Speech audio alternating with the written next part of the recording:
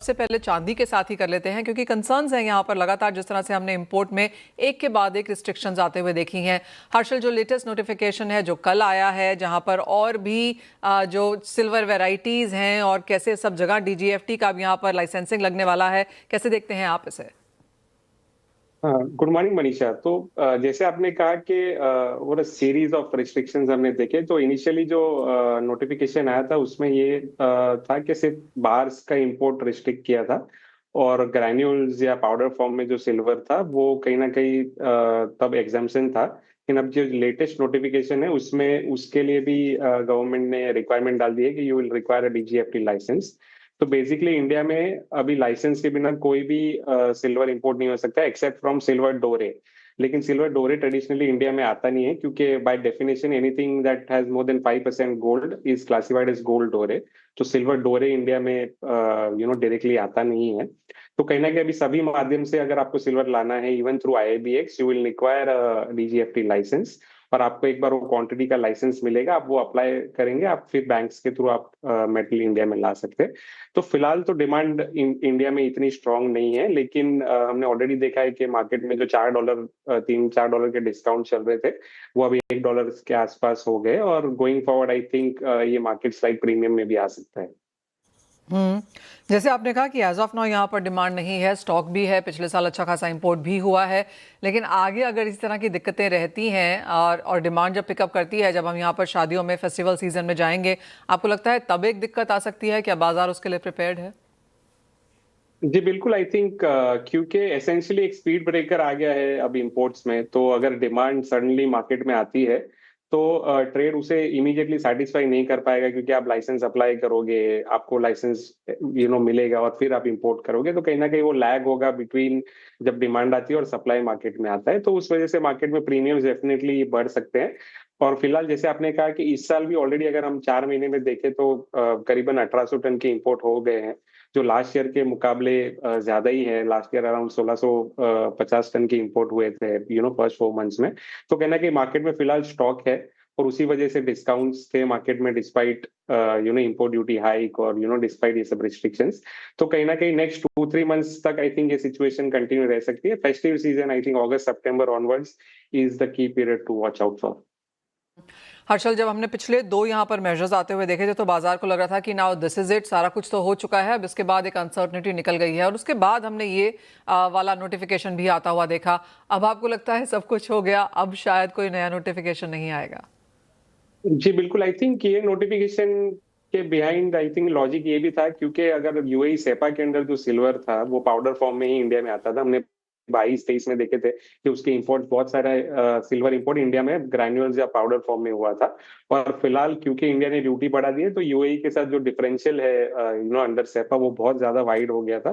तो कहीं ना कहीं आई थिंक गवर्नमेंट ने वो प्लग इन कर दिया है ये लेटेस्ट नोटिफिकेशन से।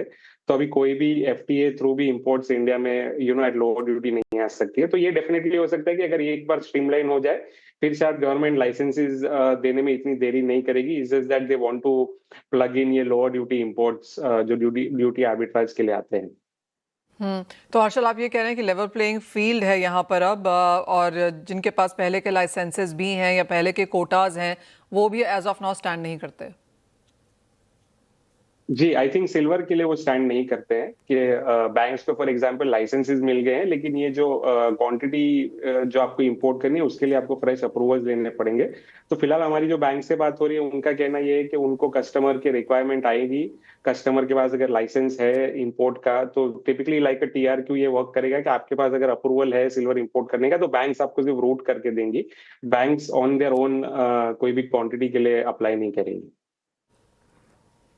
किस तरह की डिमांड अब आगे जाता हुआ यहाँ पर अब देखते हैं? हर्षल, आपको लगता है कि ओवरऑल इंपोर्ट्स में गिरावट देखने को मिल सकती है? इंडियन डिमांड को लेकर कोई सेंस है अब इस साल के लिए?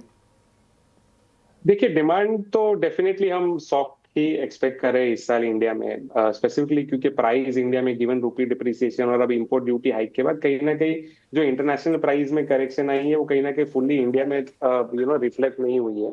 तो उसके चलते आई थिंक कंज्यूमर्स को अभी भी वो प्राइस ड्रिवन जो डिक्लाइन इंडिया में हमने देखा है in silverware, in silver jewellery, जहाँ पे आउटराइट क्वांटिटीज कंज्यूमर्स कम बाय करे क्योंकि वो प्राइस कहीं ना कहीं अपना बजट मेंटेन करना चाहे। तो आई थिंक ये कंटिन्यू रह सकता है even in terms of investment, क्योंकि सिल्वर का जो प्राइस मोमेंटम है कहीं ना कहीं वो फेड हो चुका है। हमने जो पिछले साल के एंड में जो एक क्रेजी रैली देखी थी, आई थिंक वो फिलहाल सिल्वर में नहीं है।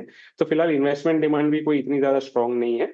हाँ, लेकिन अगर प्राइस यहाँ से रैली पिकअप करती है, जो हमारी एक्सपेक्टेशंस है कि towards the end of the year silver में फिर से रैली रिज्यूम होगी, तब इन्वेस्टमेंट डिमांड आई थिंक वापस आ सकती है मार्केट में। एक फाइनल सवाल देन, हर्षल, क्या आप यहाँ पर अनऑफिशियल गोल्ड एंड सिल्वर आता हुआ देख रहे हैं? क्योंकि ये एक रिपोर्ट है जो काफी जगह से और काफी स्ट्रांगली आती हुई नजर आई है। देखिए, अनऑफिशियल सिल्वर तो बहुत ही रेयर है, क्योंकि given the bulky nature of silver I think unofficially silver का तो हमने कभी सुना नहीं है। बट गोल्ड में I think see there is an incentive given the wide duty gap.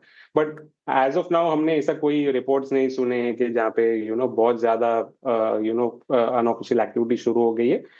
In the future possibly अगर ये ड्यूटीज हाई रहेंगी तो हो सकता है, क्योंकि फिलहाल जो भी रूट्स है, typically for example middle east से जो हैंड कैरी होता था, कहीं ना कहीं क्योंकि middle east in general impacted है, फिलहाल फ्लाइट्स इतनी ज्यादा ऑपरेट नहीं कर रही और फिलहाल वहां पे सीजन भी नहीं है टूरिस्ट का, तो ये सब फ्लोज फिलहाल नहीं सुनने में आ रहे हैं। But we will wait and see के ये कैसे पैन आउट करता है। ऑब्वियसली, ऑफ कोर्स, प्राइस में जिस तरह की उठापटक है तो उस तरह की खबरें यहाँ पर आई हैं। कोई कंफर्म्ड सोर्सेज के थ्रू नहीं आया है कि कितना अनऑफिशियल गोल्ड हमने यहाँ पर ड्यूटी इतना बढ़ने के बाद इंडिया में आता हुआ देखा है। बट एज ऑलवेज हर्षल, बहुत शुक्रिया साथ जोड़ने के लिए, लेटेस्ट नोटिफिकेशन और उसके इम्पैक्ट यहाँ पर समझाने के लिए। वेल, ये तो बात हुई चांदी की, जहाँ पर ये तीसरा नोटिफिकेशन है जो सरकार की तरफ से आया है।